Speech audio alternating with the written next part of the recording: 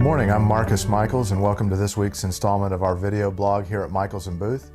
I want to talk to you this morning about the difference between what our expectations are and what is actually obligated in the world of car accidents and car accident law.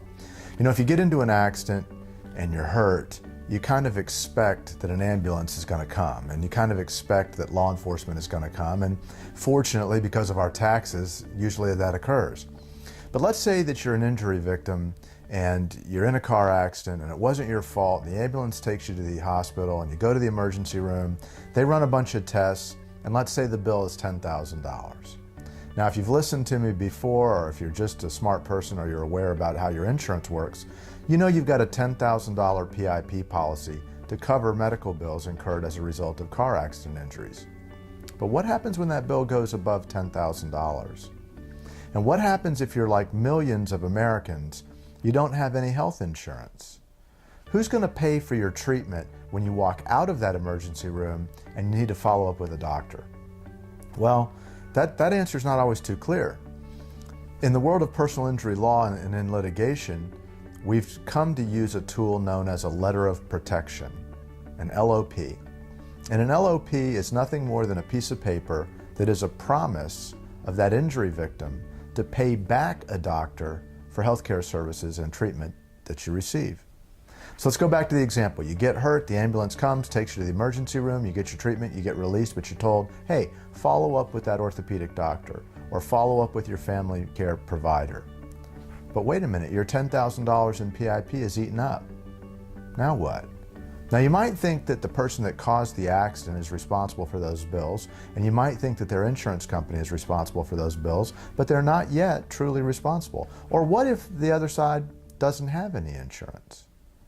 Now, if you've listened to other installments, you know we've got a requirement in Florida that you have a permanent injury and that you prove a permanent injury before you can get compensated in intangible damages, that is pain and suffering and that kind of thing.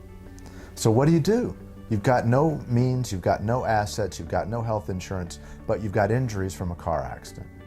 Well, if a doctor is willing to take a letter of protection, you can get your lawyer to sign a letter of protection, which is no more than a fancy IOU.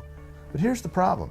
A letter of protection goes to the doctor, and the doctor treats you, the patient, for weeks or months with no guarantee that they're going to get paid. But now they're a witness in your case, and they're testifying about the extent of your injuries. What do you think the insurance companies are doing at trial?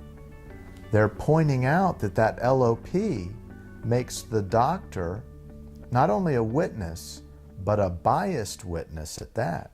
Because you see, the doctor now has an incentive for the case to succeed. The doctor now has a financial interest in the case. They're no longer purely objective. Now, most of us realize that doctors aren't going to fabricate or change their testimony based upon a letter of protection, but that's what the insurance companies are arguing.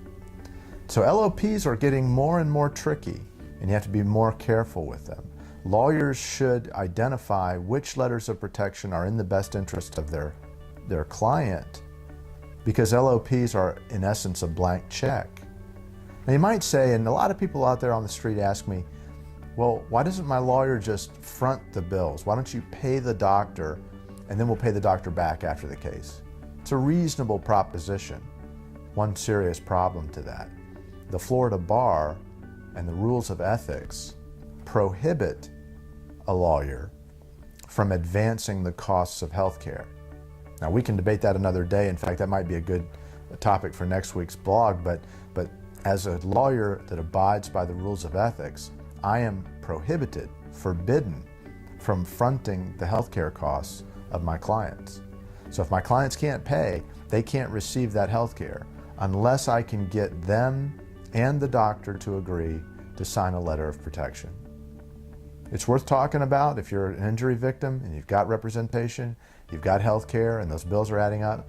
LOPs are a very good option, but they're not risk-free, and they're becoming more and more controversial as judges are allowing them to be introduced into evidence, and that evidence is that the doctor is biased and has a financial interest in the case.